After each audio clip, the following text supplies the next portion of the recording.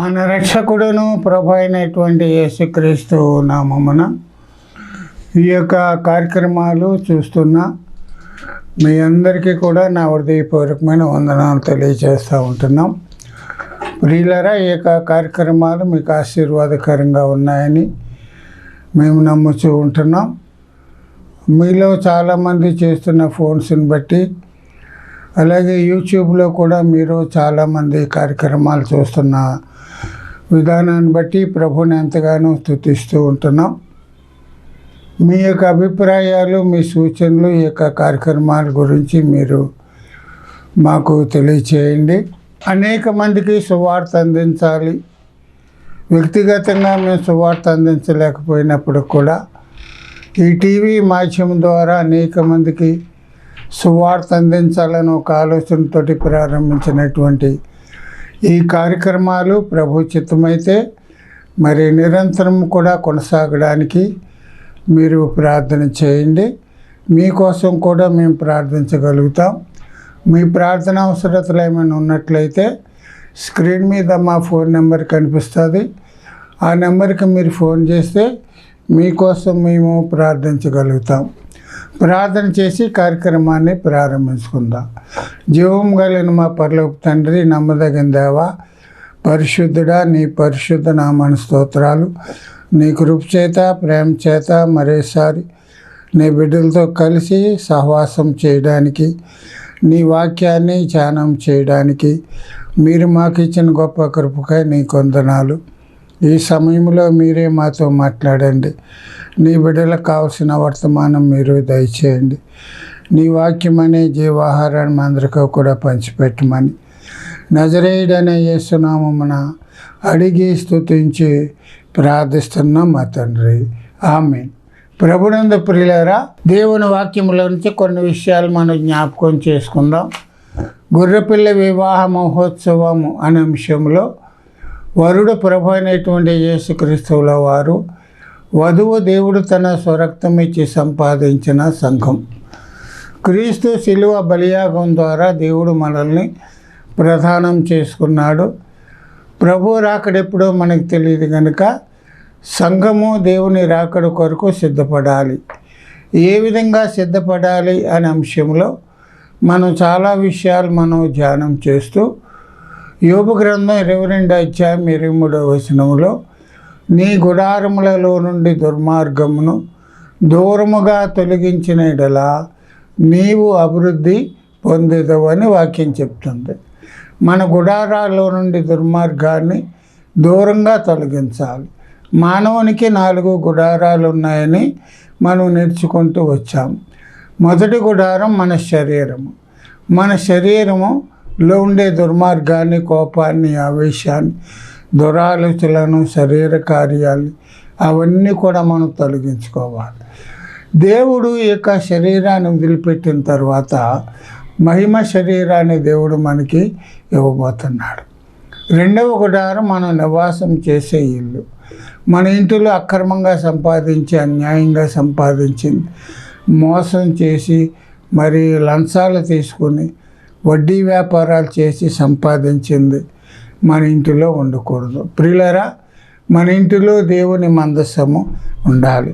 ఈ ఇంటిని మనం వదిలిపెట్టిన తర్వాత దేవుడు మనకి పరలోకంలో స్థలాన్ని సిద్ధపరుస్తున్నాడు. ఆయన ఉండే స్థలములో మనము కూడా ఉండగలుగుతాం. మూడవ గుడారం దేవుని యొక్క మందిరం అన్నారు. దేవుని మందిరములో దేవుడు పరిశుద్ధతను కోరుకుంటున్నాడు. ప్రియులారా, దేవుని మందిరములో దేవుని క్రమం జరగాలి, దేవుని పద్ధతులు జరగాలి.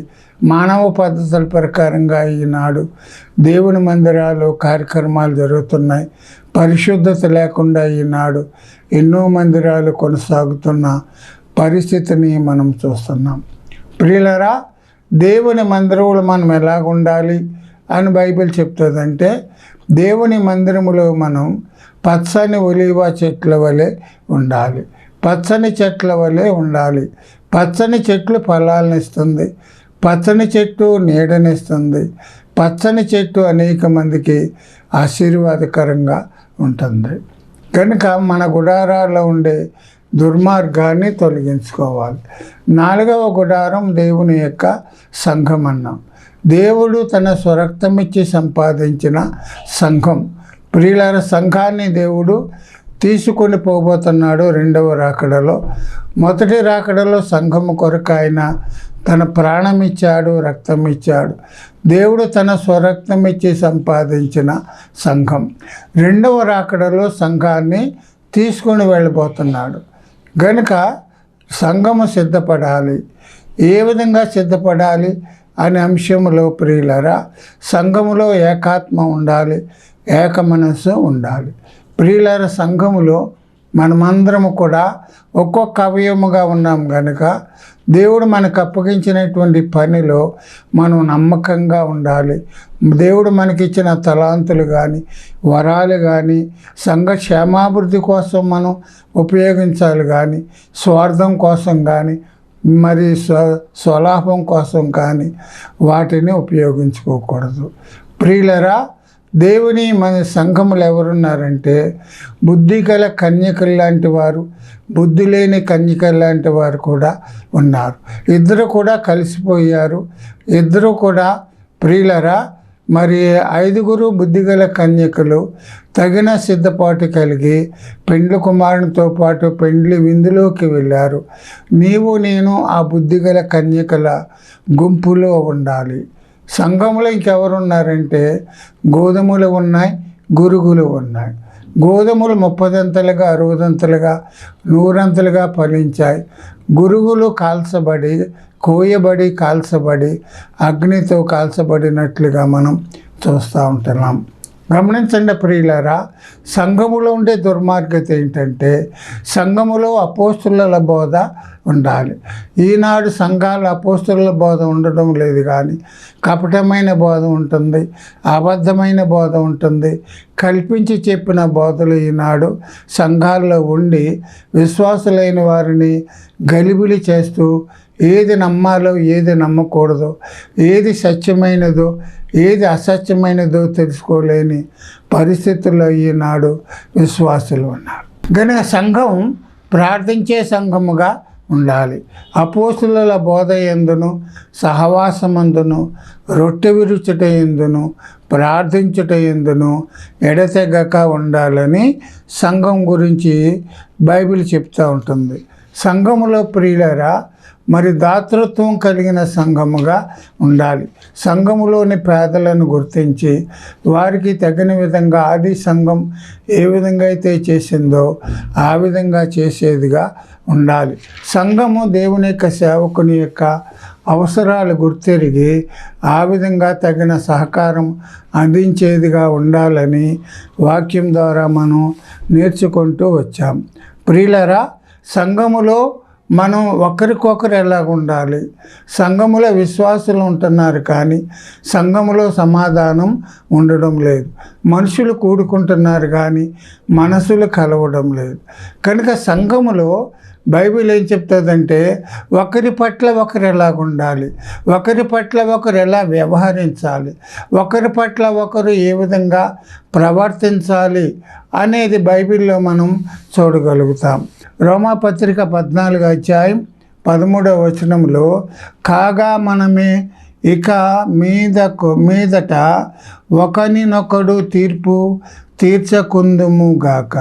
సంఘములో ప్రియులరా, పలానా వ్యక్తి అటువంటి వాడు, ఇటువంటి వాడు, అది చేస్తున్నాడు, ఇది చేస్తున్నాడు, త్రాగుబోతు, తిరుగుబోతు, మరి తిట్టిబోతు, ఈ విధంగా లంచగొండితనం, మరి ఈ విధంగా అక్రమం చేసేవాడు, అన్యాయం చేసేవాడని ఒకరి మీద మనం వెంటనే తీర్పు ఇచ్చేస్తాం. ఒకరి మీద ఒకడు తీర్పు తీర్చుకోకూడదు.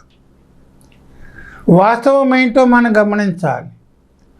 అతడు ఏం చేశాడో వాస్తవం ఏంటో నిజమేంటో తెలుసుకునేప్పుడు మనం మాట్లాడాలి. కానీ మనకి తెలిసినంత మేర, మనం విన్నంత మేర అదే వాస్తవం అని గుర్తించి ఒకడి మీద మనం తీర్పు తీరుస్తాం. పలానా వ్యక్తి అటువంటి వాడు, పలానా ఆమె అటువంటిదని వెంటనే తీర్పు ఇచ్చేస్తాం. అలా తీర్పు ఇవ్వద్దని దేవుడు చెప్తున్నాడు. మీరు ఒకరికొకరు తీర్పు తీర్చుకోవద్దు. యేసుప్రభువారు ఏం చెప్పారో తెలిసిన, మత్తయి సువార్త 7:1 మీరు తీర్పు తీర్చకుడి, మిమ్మును గూర్చి తీర్పు తీర్చబడదు. మీరు ఎటువంటి తీర్పు తీర్చారో అటువంటి తీర్పే మీకు కూడా తీర్చబడుతుంది. మీరు కొలత చొప్పుననే మీకు కొలవబడుతుంది. తీర్పు తీర్చుకోవద్దంటున్నాడు దేవుడు. ఒకవేళ పలానా వ్యక్తి ఆ పని చేశాడు, చెడ్డ పని చేశాడు, తప్పు చేశాడని మనం విన్నప్పుడు ప్రియులారా, అది వాస్తవమో కాదో తెలుసుకొని చేయవలసింది ఏంటంటే, వ్యక్తిగతంగా అతన్ని కలిసి, బ్రదరు ఇదిగో నీ గురించి ఈ మాటలు వినపడుతున్నాయి, ఇది నిజమేనా, అలా చేయడం తప్పు కదా అని వ్యక్తిగతంగా అతన్ని మనం హెచ్చరించాలి. లేకపోతే సంఘ కాపరి దగ్గరికి వెళ్ళి, ఇదిగో పలానా వ్యక్తి ఈ విధంగా చేస్తున్నాడని నేను విన్నాను, మీరు కూడా వాస్తవం ఏంటో తెలుసుకుని ఆ యొక్క వ్యక్తిని మీరు హెచ్చరించండి అని సంఘ కాపరి ద్వారా కూడా ఆ తప్పిదాన్ని మనం సరిచేయచ్చు. కానీ వెంటనే పలానా వ్యక్తి అటువంటి వాడు, ఎలా చేశాడు, ఇలా చేశాడు అని వెంటనే మనం తీర్పు ఇవ్వకూడదని బైబిల్ చెప్తుంది. కనుక దేవుడే అందరికీ తీర్పు తీర్చేవాడు. ఒకానొక దినం రాబోతుంది, ఆ దినాన్ని మనమందరము కూడా క్రీస్తు న్యాయపీఠం ఎదుట నిలవబడబోతున్నాం. మనం చేసిన క్రియలను బట్టి దేవుడు మనకి తీర్పు తీరుస్తున్నాడు. కనుక మనం తీర్పులో మనం నిలబడవలసిన రోజు వస్తుంది. కనుక మనం ఎవరి గురించి కూడా తప్పుడు అభిప్రాయం తీసుకొని తీర్పు తీర్చకూడదు అని వాక్యం మనకి తెలియచేస్తూ ఉంటుంది. గమనించండి ప్రియులారా, ఈనాడు సమాజంలో కూడా సరైనటువంటి తీర్పులు రాని పరిస్థితిని మనం చూస్తున్నాం. కనుక పాత నిబంధన కాలంలో దేవుడు తీర్పు తీర్చేవారికి ఏం చెప్తున్నాడంటే, ద్వితీయోపదేశకాండం 16:18 నీవు న్యాయము తప్పి తీర్పు తీర్చకూడదు, పక్షపాతము చేయకూడదు, లంచము పుచ్చుకొనకూడదు. ఎలయనగా లంచము జ్ఞానుల కన్నులకు గ్రుడ్డితనము కలుగు చేయును, నీతిమంతుల మాటలకు అపార్థము పుట్టించును. పక్షపాతం ఉండకూడదు తీర్పు తీర్చేటప్పుడు. న్యాయమూర్తులు చేయవలసింది ఏంటంటే పక్షపాతం లేకుండా తీర్పు తీర్చాలి. ఒకరి పక్షంగా మనం ఉండి వాళ్ళ దగ్గర ఏయో లంచాలు తీసుకొని వాళ్ళ దగ్గర ఏయో మంచి మార్కులతో కొట్టేయాలని ఒకరికి అనుకూలంగా మనం తీర్పు తీర్చకూడదు. లంచం అనేది జ్ఞానుల కన్నులకు గుడ్డితనం కలుగజేస్తుంది, నీతిమంతుల మాటలకు అపార్థాన్ని కలుగజేస్తుంది. కనుక న్యాయంగా మనం తీర్పు ఇవ్వాలి.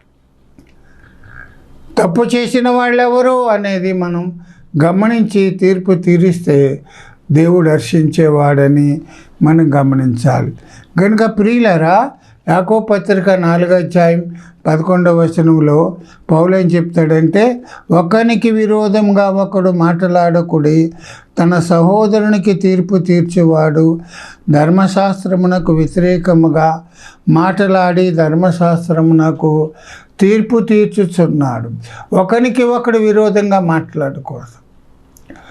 ఒక వ్యక్తిని గురించి మనం ఎప్పుడు కూడా చెడ్డగా మాట్లాడకూడదు. అవసరమైతే అతనిలో ఉండే మంచితనాన్ని మనం వెతకాలి, కానీ వ్యతిరేకంగా మనం మాట్లాడకూడదు. ప్రియులరా, అతనికి విరోధంగా కూడా మనము మాట్లాడకూడదు. కనుక ప్రియులరా, సంఘములో ఎవరు కూడా తీర్పు తీర్చకూడదు. రెండో విషయం ఏంటంటే, మొదటి దశలోని పత్రిక 5:15 ఎవడును కీడునకు ప్రతి కీడు ఎవనికైనా చేయకుండా చూచుకొనుడి, మీరు ఒకని ఎడల ఒకడు మనుషులందరి ఎడలను మేలైన దానిని అనుసరించి నడుచుకొనుడి, ఎల్లప్పుడూ సంతోషముగా ఉండుడి, ఎడతెగక ప్రార్థన చేయుడి. ప్రతి విధమైన కీడునకు దూరముగా ఉండుడి. కీడుకి ప్రతి కీడు ఎవరికి కూడా మనం చేయకూడదు. ఒకరు మన పట్ల కీడు చేసినప్పుడు, మనకు అన్యాయం చేసినప్పుడు తిరిగి వారికి అన్యాయం చేయాలి, వారికి ప్రతి కీడు చేయాలి అనే ఆలోచన మనకి సంఘంలో ఉండకూడదు. వీలైనంత వరకు కూడా మనకి కీడు చేసిన వారికి మేలు చేయడానికే ప్రయత్నము చేయాలి. పౌలు గారు ఏమంటారంటే, మీరు మరి మీ పగవారి మీద పగ తీర్చుకోవాలంటే మీరేం చేయాలో చెప్తున్నాడు. రోమాపత్రిక 12:7 కీడుకు ప్రతి కీడెవనికిని చేయవద్దు, మీకు మీరే పగ తీర్చుకొనక దేవుని ఉగ్రతకు చోటియుడి. పగ తీర్చుట నా పని అంటున్నాడు దేవుడు. ఇంకా ఆ మాటలు ఇంకా పొడిగిస్తూ పౌలు ఏమంటాడో తెలిసిన, కాబట్టి మీ శత్రువు ఆకలిగొనుంటే అతనికి భోజనం పెట్టు, దప్పిగొనుంటే వాడికి దాహమయ్యి. ఈ విధంగా చేయడం వల్ల అతని తల మీద నిప్పులు కుప్పగా పోసిన వాడవు అవుతావు. మేలు చేత కీడును జయించండి. ఒకడికి మేలు చేసి ఆ కీడును మనము జయించాలి. నీ శత్రువు ఆకలిగొనుంటే భోజనం పెట్టు, నీ శత్రువు దప్పుకొనుంటే నీళ్ళు ఇయ్యి. ఈ విధంగా అలా చేయడం వల్ల సిగ్గుపడిపోతాడు మన శత్రువు. మనకి కీడు చేసిన వారు, హాని చేసిన వారు, ఏంట్రా వాళ్ళకి నేను ఎంతగా కీడు చేసినప్పుడు కూడా నన్ను ఎంతగా ప్రేమిస్తున్నారని చెప్పి తల దించుకునే పరిస్థితిని మనం తీసుకొస్తాం. మేలు చేత కీడును జయించాలి. కీడుకు ప్రతి కీడు చేయాలని అనుకోవద్దు. ఎప్పుడు కూడా పగ తీర్చుకోవాలని ఎప్పుడు కూడా అనుకోవద్దు. పగ తీర్చుట నా పని అంటున్నాడు దేవుడు. అది దేవునికి మనం అప్పగించాలని వాక్యం మనకి తెలియచేస్తూ ఉంటుంది. ముందుకు వెళ్దాం. ఇంకా సంఘములో ఒకరి పట్ల ఒకరు ఎలాగుండాలి అనేది మనం గమనిస్తే ఎఫ్సి పత్రిక 4:32 ఒకని ఎడల ఒకడు దయ కలిగి కరుణాహృదయులై క్రీస్తునందు దేవుడు మిమ్మును క్షమించిన ప్రకారము మీరును ఒకరినొకరు క్షమించడు. దేవుడు మిమ్మల్ని క్షమించాడు కనుక మీరు ఎంత తప్పు చేసినా, దేవునికి ఎంత విరోధంగా ప్రవర్తించినా, మనుషుల పట్ల ఎంత దుర్మార్గంగా ప్రవర్తించినా దేవుడు మిమ్మల్ని క్షమించాడు. దేవుడు మిమ్మల్ని క్షమించాడు కనుక మీరును ఒకరినొకరు క్షమించాలి. సంఘములో ఒకరికొకరు క్షమించుకోవాలి. క్రైస్తవ్యం అంటేనే క్షమించడం కనుక క్షమించడం అనేది క్రైస్తవ్యం యొక్క ఒక ప్రాముఖ్యమైనటువంటి లక్షణం.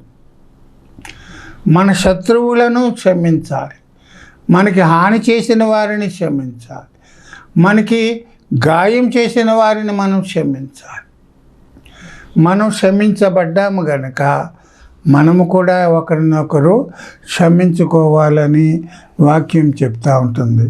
కనుక ప్రియులారా, యేసుప్రభువు వారు ఏమన్నారంటే, పరలోక ప్రార్థన నేర్పించేటప్పుడు మేము మా రుణస్థులను మేము క్షమించిన ప్రకారము మీరును మా రుణములను క్షమించండి అంటాను.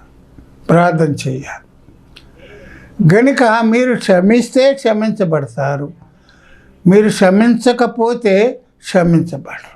అంతేకాకుండా మరి క్షమించడం అనేది క్రైస్తవ్యముల ఒక ప్రాముఖ్యమైనటువంటి అంశమని మనం గమనించాం. ఆస్తి అంతా కూడా పాడు చేశాడు. తండ్రి ఆస్తి భాగం పంచుకొని దూరదేశం వెళ్ళిపోయాడు. దుర్వ్యాపారం వలన ఆస్తిని పాడు చేశాడు. దరిద్రుడైపోయాడు. పందులు తినే పొట్టుతో కడుపు నింపుకోవాలని ఆశపడినటువంటి ఆ చిన్న కుమారుడు బుద్ధి వచ్చింది. అరే, నేను నా తండ్రి ఇంట అనేక మంది పని వాళ్ళకి కడుపు నిండా అన్నం తింటున్నారే, నేనైతే ఇక్కడ ఆకలికి చచ్చిపోతున్నాను. లేచి నా తండ్రి దగ్గరికి వెళ్తాను. తండ్రి, నీకు విరోధంగాను దేవునికి విరోధంగాను పాపం చేశాను, నీ కుమారుని అనిపించుకోవడానికి యోగ్యుని కాను, నన్ను క్షమించమని అడుగుతానని చిన్న కుమారుడు లేచి తండ్రి దగ్గరికి వచ్చాడు. దూరమున నుండి తండ్రి చూశాడు. తండ్రి తన ఇంటిని వదిలిపెట్టి దూరముగా ఉన్న కుమారుడి దగ్గరికి వెళ్ళి మెడ మీద పడి ముద్దు పెట్టుకున్నాడు. అంటే ఎంత దుర్మార్గంగా ఆస్తిని పాడు చేసినప్పుడు కూడా తండ్రి క్షమించాడు. కుమారుడు అడుగుతున్నాడు, అయ్యా నీకు దాసుల్లో ఒకనిగా నన్ను చేసుకో.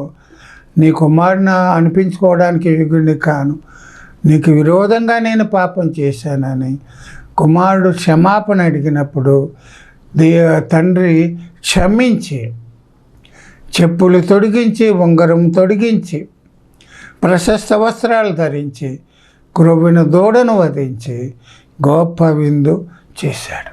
అదే తండ్రి చేసినటువంటి కార్యం అన్న చేయలేకపోయాడు, పెద్ద కుమారుడు చేయలేకపోయాడు. పెద్ద కుమారుడు తమ్ముడిని క్షమించలేకపోయాడు. మరలా వీడు మరలా వస్తున్నాడు, మరలా నా ఆస్తి కూడా పట్టుకుపోతాడేమో అని చెప్పి తండ్రి క్షమించిన విధంగా అన్న క్షమించలేకపోయాడు. చూడండి, గమనించండి ప్రియులారా, తండ్రి క్షమించాడు, అన్న క్షమించలేకపోయాడు. గనుక మనం క్షమించాలి, ఒకరినొకరు క్షమించాలి. అంత మాత్రమే కాదు ప్రియులారా, యాకోబు విషయంలో కూడా ప్రియులారా, యాకోబు అన్నను మోసం చేశాడు, తండ్రిని మోసం చేశాడు. ప్రియులారా, వేషం వేసుకొని మరి గొర్రెబొచ్చు ధరించుకొని అన్నకు రావాల్సినటువంటి దీవెనలన్నీ కూడా పొందుకున్నాడు. ఏషావు అది విని నాకు రావాల్సిన దీవెనలు పొందుకున్నాడని చెప్పి పగపట్టి చంపాలని ప్రయత్నం చేస్తే యాకోబు మరి తన మామయ్య అయినటువంటి మరి లాబాను దగ్గరికి వెళ్ళిపోయిన పరిస్థితిని మనం చూస్తాం. మోసపుచ్చిన వాడు మళ్ళీ అక్కడ మోసపోయాడు. మామ మోసం చేశాడు పెండ్ల విషయంలో, భార్యల విషయంలో. యాకోబు మామను కూడా మోసం చేశాడు. తిరిగి వస్తున్నాడు, ఆస్తి సంపాదించుకుని వస్తున్నాడు. యాకోబుకు ఉండేటువంటి భయం ఏంటంటే తన అన్న ఎదుర్కొంటున్నాడు, అన్న నా మీద పగబట్టి ఉన్నాడు, నన్ను చంపేస్తాడేమో అని చెప్పి చాలా భయంతో అన్న కొరకు ఒక కానుక సిద్ధం చేసి ముందుగా పంపించాడు. జరిగిన సంగతి ఏంటంటే ఏషావు యాకోబు మీద ఎటువంటి కోపం లేకుండా ఉన్నాడు. జరిగిన సంగతి అంతా కూడా మర్చిపోయాడు. తన తమ్ముడు తిరిగి వస్తున్నాడని చెప్పిన సంతోషంలో తమ్ముడిని చూడడానికి ఎదురు వచ్చి తమ్ముడిని క్షమించాడు. ఆదికాండం 33:4 అప్పుడు ఏషావు అతన్ని ఎదుర్కొన పరిగెత్తి అతనికి కౌగలించుకొని అతని మెడ మీద పడి ముద్దు పెట్టుకొనాను. ఏషావు క్షమించాడు యాకోబుని. చాలామంది ఏషావు మీద తప్పుడు అభిప్రాయం మాట్లాడతారు, కానీ ఏషావు యాకోబుని క్షమించాడు, మెడ మీద పడి ముద్దు పెట్టుకున్నాడు. తమ్ముడా, నువ్వు వచ్చావు, నాకు అంతే చాలురా, క్షమించి మెడ మీద పడి ముద్దు పెట్టాడు. అప్పుడు యాకోబు ఏమంటాడో తెలిసిన చక్కని మాట చెప్పాడు. 33:10 దేవుని ముఖము చూచినట్లు నీ ముఖము చూచితని, నీ కటాక్షము నా మీద వచ్చినది కదా. కొలసి పత్రిక 3:13 మీ పాపములు ఒకనితోనొకడు ఎవడైనాను తనకు హాని చేసినని ఒకడు అనుకుని నేను ఇలా ఒకరికొకడు సహించుచు ఒకరినొకడు క్షమించు. హాని చేశాడని అనుకుంటే మనం సహించాలి, క్షమించాలి. చివరిగా సంఘములో ఒకరికొకరు ఎలాగ ఉండాలంటే యాకోబు పత్రిక 5:16 మీ పాపములు ఒకనితో ఒకడు ఒప్పుకొనుడి, మీరు స్వస్థత పొందినట్లు ఒకని కొరకు ఒకడు ప్రార్థన చేయుడి. మీ పాపాలు ఒకరితో ఒకడు ఒప్పుకోమంటున్నాడు. సహోదరు పట్ల మనం ఏ తప్పు అయితే చేశామో ఆ తప్పును మనం ఆ సహోదరు దగ్గరికి వెళ్ళి క్షమించమని మనం అడగాలి. ఒప్పుకోవాలి, మనం కప్పుకోకూడదు.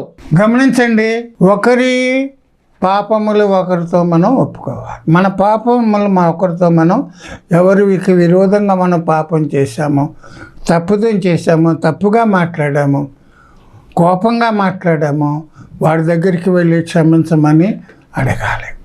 కనుక ఒప్పుకోకపోతే జరిగే నష్టం తీవ్రంగా ఉంటుంది. సామెతల గ్రంథం 6:27 ఒకడు తన ఒడిలో అగ్నిని ఉంచుకొని నీడలా వాని వస్త్రములు కాలకుండునా. పాపాన్ని ఒప్పుకుంటే అది మనకు ఆశీర్వాదం, పాపాన్ని దాచుకుంటే అది మనల్ని దహించి వేస్తుంది, మనస్సాక్షి గద్దిస్తూ ఉంటుంది, నెమ్మది లేకుండా చేస్తుంది, ప్రశాంతంగా ఉండనివ్వదా పాపం. ఒకరితో ఒకడు మన పాపాలు ఒప్పుకోవాలి. తర్వాత చెప్తాడు, మీరు స్వస్థత పొందినట్లు ఒకరి కొరకు ఒకరు ప్రార్థన చేయాలి. ఒకరి కోసం ఒకరు ప్రార్థన చేయాలి. ఒకరితో ఒకరు పాపాలు ఒప్పుకోవాలి. రెండో విషయం ఏంటంటే, మీరు స్వస్థత పొందినట్లు ఒకరి కొరకు ఒకరు ప్రార్థన చేయాలి. సంఘములో ఎవరికైనా ఏదైనా అనారోగ్యం కలిగినప్పుడు, వ్యాధి కలిగినప్పుడు ప్రియులారా, మనం వెళ్ళి వారిని పరామర్శించి వారికి ధైర్యం చెప్పి వారి కొరకు మనం ప్రార్థన చేయాలి. ఆదరించే మాటలు చెప్పాలి, ధైర్యం కలిగించే మాటలు చెప్పాలి. దేవుని మాటలు వారికి తెలియజేసినప్పుడు ఆ బాధ నుండి వారు కొంతవరకు వారు ఉపశమనం పొందగలరు. కనుక మీరు స్వస్థత పొందినట్లు ఒకరి కొరకు ఒకరు ప్రార్థన చేయండి. కనుక కుటుంబంలో ఎవరైనా వ్యాధిగా ఉన్నప్పుడు, రోగంతో ఉన్నప్పుడు వారి కొరకు మనము ప్రార్థన చేయాలి. ఏది ఏమైనా మనం వ్యాధితో ఉన్నప్పుడు, రోగంతో ఉన్నప్పుడు రోగి ఏమని ప్రార్థన చేయాలంటే, అయ్యా ఈ రోగం నాకు ఎందుకు వచ్చిందో, ఒకవేళ నేను చేసిన పాపాలను బట్టి నాకు రోగం వచ్చిందా, ఒకవేళ నీ నామ ఘనత కోసం రోగం వచ్చిందా, నన్ను క్షమించమని రోగి ప్రార్థన చేయాలి. సంఘ పెద్దలు, సంఘము అందరూ కూడా కలిసి ఆ యొక్క వ్యక్తి కోసం ప్రార్థన చేయాలి. దేవుడు వాడిని స్వస్థపరుస్తాడు. సంఘం చేసిన ప్రార్థన బలము కలిగినదై ప్రియులారా, ఆసక్తితో ప్రార్థన చేశారు సంఘం. పేతురు విడిపించబడ్డాడు. కనుక సంఘము ప్రార్థించే సంఘముగా ఉండాలి. ఒకరి కోసం ఒకరు ప్రార్థించాలి. ఒకరి అవసరాల కోసం, ఒకరి బాధల కోసం, ఒకరి సమస్యల కోసం ఒకరు ప్రార్థించగలిగితే ప్రియులరా, సంఘములో ఆశీర్వాదకరమైన సంగతులు మనం చూస్తాం. సంఘములో ఒకరి పట్ల ఒకరు ఎలా ఉండాలో బైబిల్ ద్వారా, వాక్యం ద్వారా మనం నేర్చుకున్నాం. ఆ విధంగా ఉండడానికి మనం ప్రయత్నం చేద్దాం. దేవుడు ఈ మాటలు మన కోసం దీవించి ఆశీర్వదించును గాక. ప్రార్థన చేద్దాం. జీవం కలిగిన మా పరలోకపు తండ్రి, నమ్మదగిన దేవా, నీ పరిశుద్ధ నామమున స్తోత్రాలు. నీ కృప చేత, ప్రేమ చేత ఇంతవరకు మాతో వివరంగా, విస్తారంగా మాట్లాడారు. నీకు వందనాలు. విత్తబడిన వాక్యం కోసం ప్రార్థిస్తున్నాం. నీరు కట్టండి, ఫలింప చేయండి. విన్నవారికి ఆశీర్వాదకరంగా ఉండడానికి సహాయం చేయండి. వాక్యం విన్న వారందరినీ మీరు దీవించండి. వాక్య ప్రకారంగా వారు జీవించడానికి, సరి చేసుకోవడానికి సహాయం చేయండి. సంఘములో ఒకరి పట్ల ఒకరు ఎలాగుండాలి అనే విషయాలు మాతో మాట్లాడుతూ మేము కూడా ఆ విధంగా ఉండడానికి ప్రభువా సహాయం చేయమని అడుగుతూ ఉంటున్నాం. వాక్యం ఉన్న వారందరినీ దీవించండి. వారికి ఉన్న అవసరాలు తీర్చండి. అలాగే పరీక్షలు రాస్తున్న బిడ్డలందరిని బట్టి ప్రార్థిస్తున్నాం. సంవత్సరం అంతా పడిన కష్టం వ్యర్థం కాకోకుండా తగినటువంటి జవాబులు రాయడానికి తగిన జ్ఞానం దయచేయండి. జ్ఞాపకశక్తిని మెండుగా దయచేయండి. రోగులైన వారిని స్వస్థపరచండి. సమస్యలు ఉన్న వారికి విడుదల దయచేయండి. నీ కృపలో నడిపించండి. నీ చిత్తమైతే మరోసారి కలుసుకోవడానికి నీ కృప దయచేయమని యేసు నామమున అడిగి స్తుతించి ప్రార్థిస్తున్నాం మా తండ్రి. ఆమేన్. మీ అందరికీ నా హృదయపూర్వకమైన వందనాలు.